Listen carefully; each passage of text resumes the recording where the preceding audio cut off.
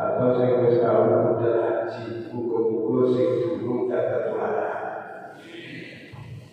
Niku ten salah satu subur Ka'bah. Niku ada sebuah batu, namanya pun Hajar Aswad. Hajar Aswad, batu yang sangat hebat, batu yang penuh keberkahan, batu yang pernah dicium oleh Rasulullah SAW.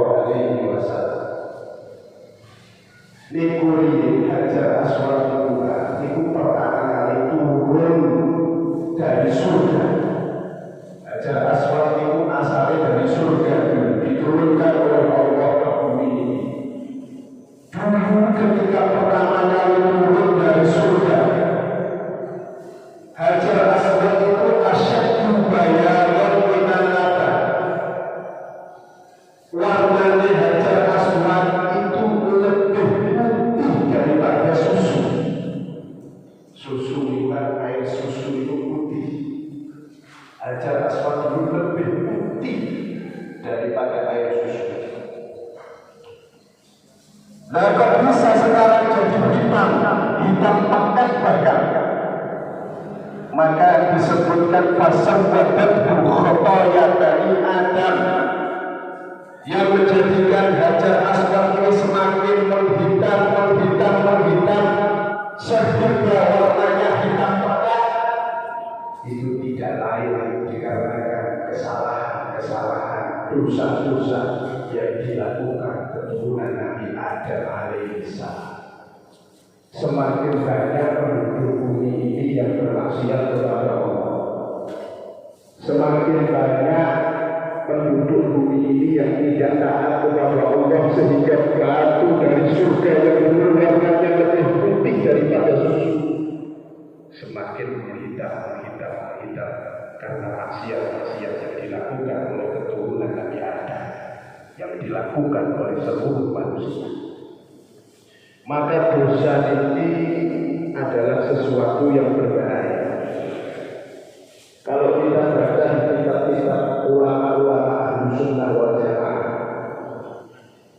disebutkan dosa itu secara definisi niku istiqaqul umumah, sesuatu yang menyebabkan seseorang dapat siksaan dari Allah Subhanahu wa Ta'ala.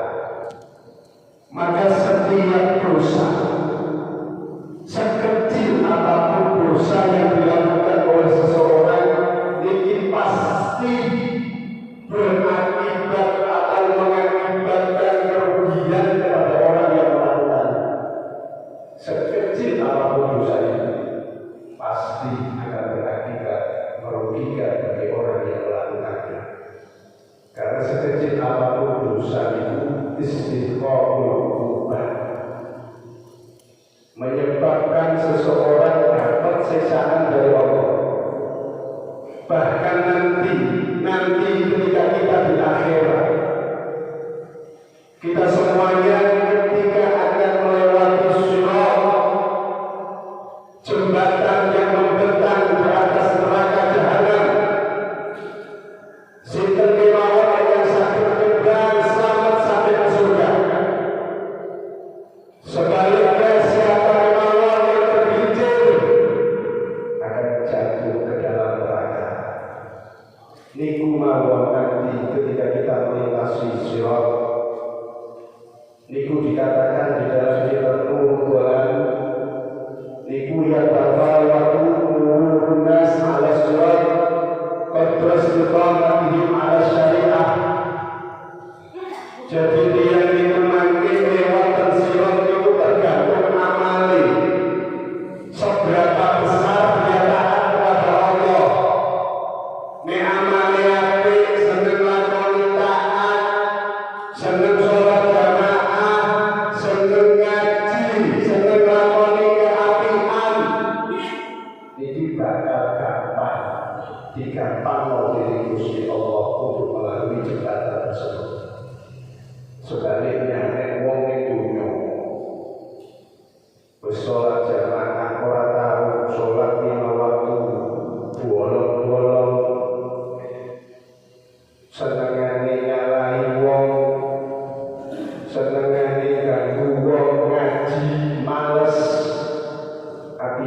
dinikmati ketika melewati syurga, maka akan sulit sebagaimana dia melanggar perintah-perintah Allah Subhanahu wa Ta'ala ketika dia hidup di dunia.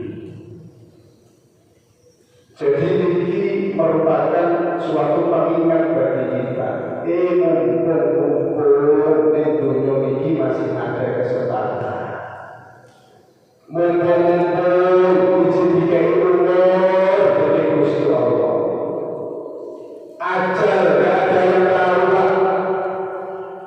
Ajal waktu ngatur kali Gusti Allah. Manusia kalau seperti kapan jatai berkelutan kalau seperti mumpung tasih diparingi kesempatan dari Gusti Allah. Maka sebaiknya kita berusaha untuk mempersedikit dosa-dosa yang telah kita lakukan kepada Allah Subhanahu wa Ta'ala. Jadi antara untuk mempersedikit dosa tersebut adalah wudhu ini. Wudhu itu bisa menggugurkan dosa-dosa. Sebagaimana di dalam sebuah riwayat Kanjeng Nabi Sallallahu Alaihi Wasallam bersabda, "Man tawaddo'a fa ahsanal wudu, dhahabal ismu min sam'ihi wa basarihi wa yadayhi wa rijlaihi." Sinten kemawon yang dia melakukan wudu, kemudian dia membaguskan wudunya, dia memperbaiki wudhunya, melakukan wudhunya dengan baik, kewajiban-kewajiban yang wudhu dilakoni, sunnah-sunnah yang tidak ditinggalkan. Bahkan ada seorang ulama, Al-Imam Al-Habib Umar bin Hasan Al-Haddad kami itu. Nek wudhu disebutkan beliau itu kalau wudhu itu bahkan sampai sejam nanti. Kalau kita wudhu kan yang penting sah.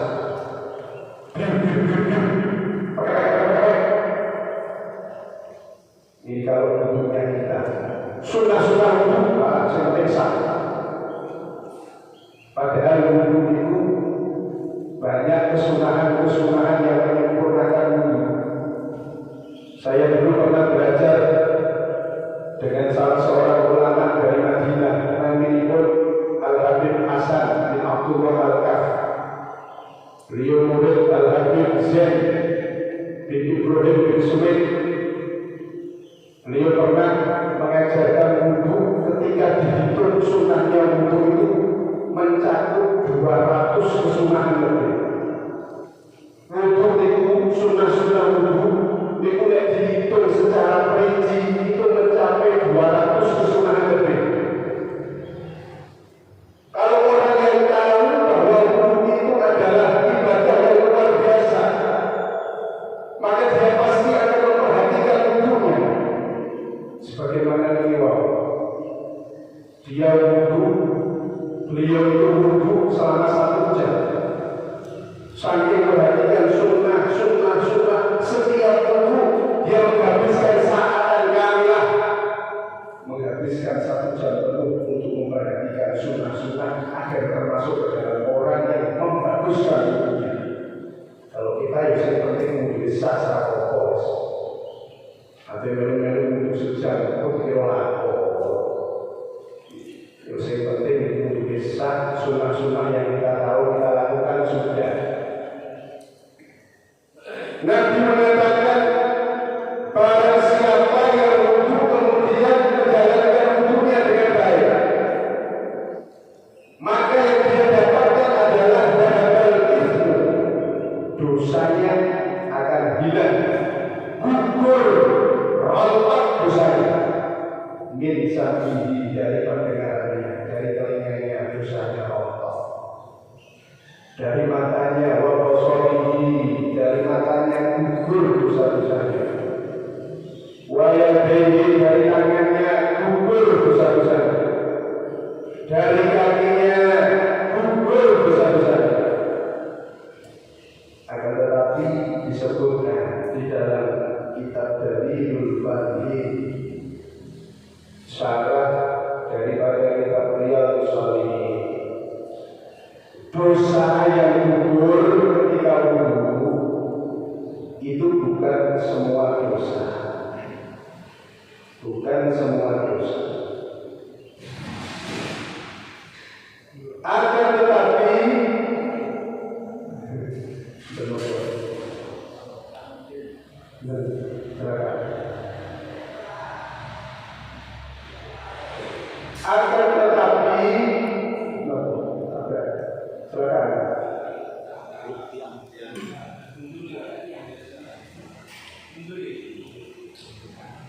bukan semua dosa yang gugur, akan tetapi as-shaghair al-muta'alliqatu bihaqqillahi ta'ala, yang gugur dosa-dosanya adalah dosa-dosa yang kecil dan hanya berhubungan dengan Allah. Adapun dosa-dosa yang besar dan dosa-dosa yang berhubungan dengan sesama manusia, maka ijma'ul ulama, menurut kesepakatan para ulama, tidak serta-merta bisa gugur dengan wudu. Jadi yang bisa gugur itu hanya dosa-dosa kecil yang berhubungan dengan hamba, antara hamba dengan Allah saja. Kayak contoh, enten tiang buat hajat nguyuh, mari nguyuh gak dicewoki, diselentik kok tak dilesep nih. Nguyuh, nyuwun sewu nguyuh, boten cewok, niku hukumnya haram, dosa. Dan kitab juga disebutkan wal istinja'u wajib. Istinja' itu hukumnya wajib. Jadi nek wong mulya gak cewok niku hukumnya haram. Minimal nek ate mulya iki bayi. Nek boten wonten bayi kan nggih wonten istinja' dengan batu.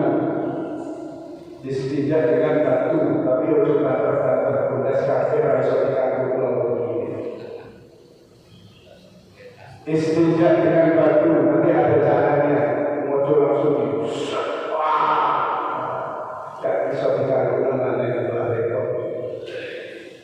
Istinja' niku wajib, cekok niku wajib. Kalau ada orang yang gak istinja' gak cekok, berarti dosa. Nyuwun sewu, berarti dosa. Tapi dosa ini antara dia dengan Allah saja. Hubungannya antara dia dengan Allah, dan punya tanggungan dengan orang lain, kecuali yang hubungannya dengan orang lain. Nah ini tadi salah kalau Allah. Lalu kalau boleh dihubungi, mulai dosa berhubungan dengan sesama manusia. Nek mulai kami lain wong tak cewek ini berarti dosa antara dia dengan Allah saja.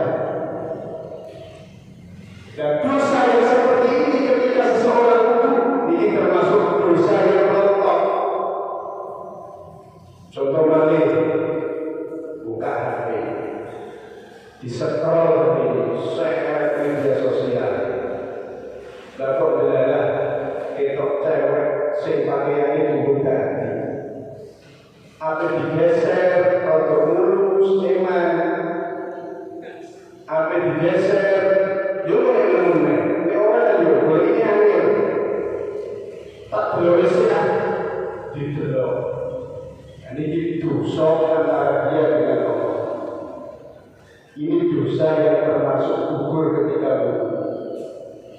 Tapi bukan berarti ini kita mengajari meremehkan dosa-dosa yang seperti ini, tidak. Bolak-balik dosa itu sekecil apapun tetap berbahaya bagi kita. Bahkan dulu salah satu guru kami Al-Habib Taufik bin Abdul Wahid As-Sikaf, niku beliau pernah mengatakan hati-hati dengan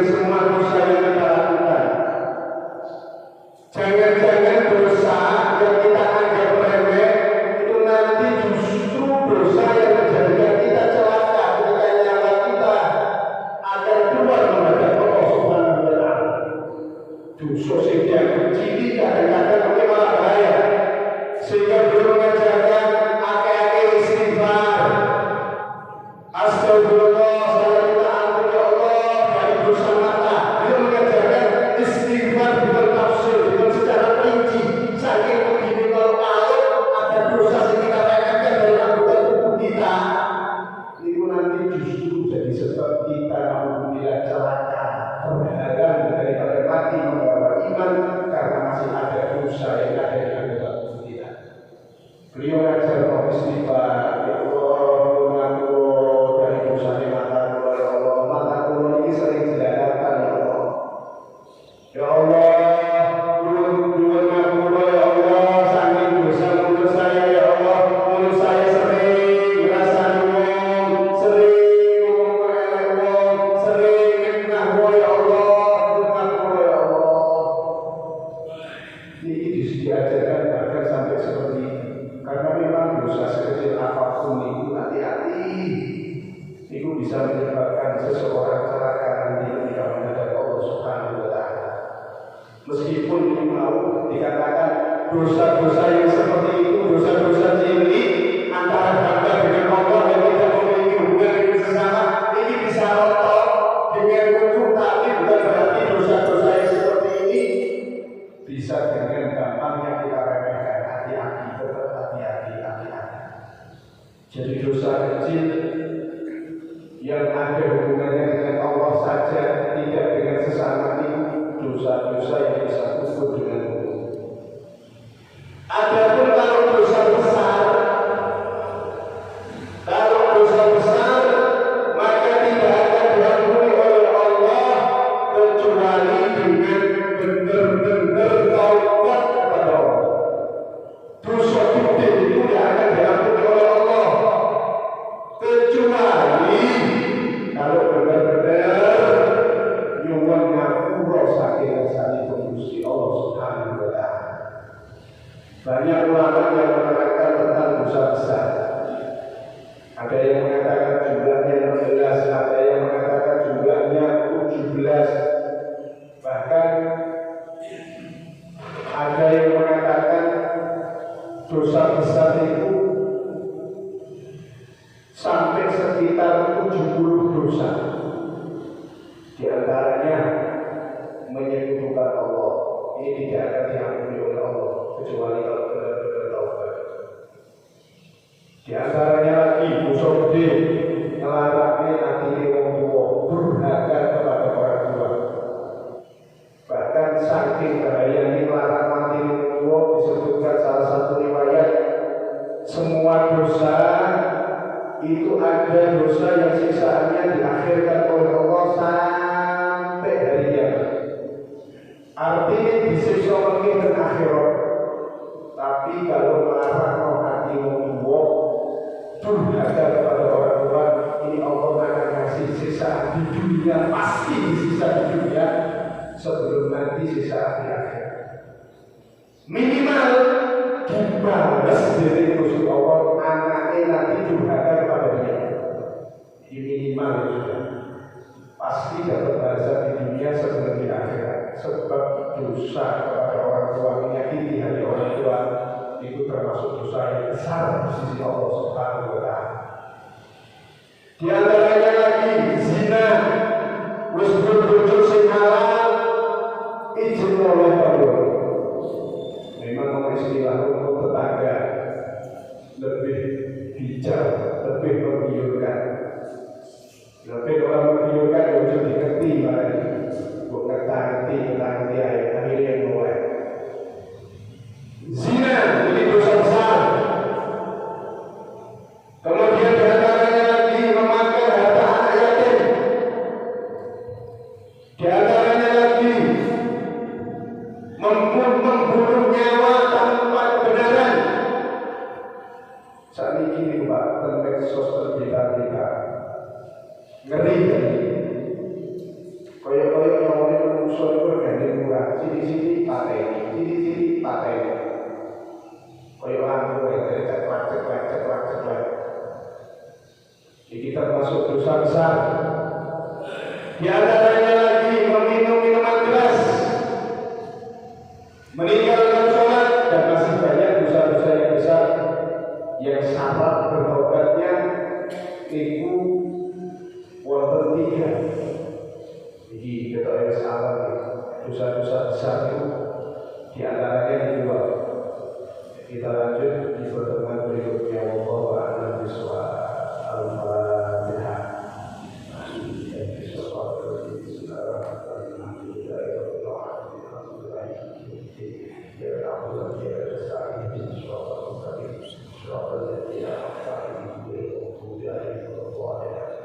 Salam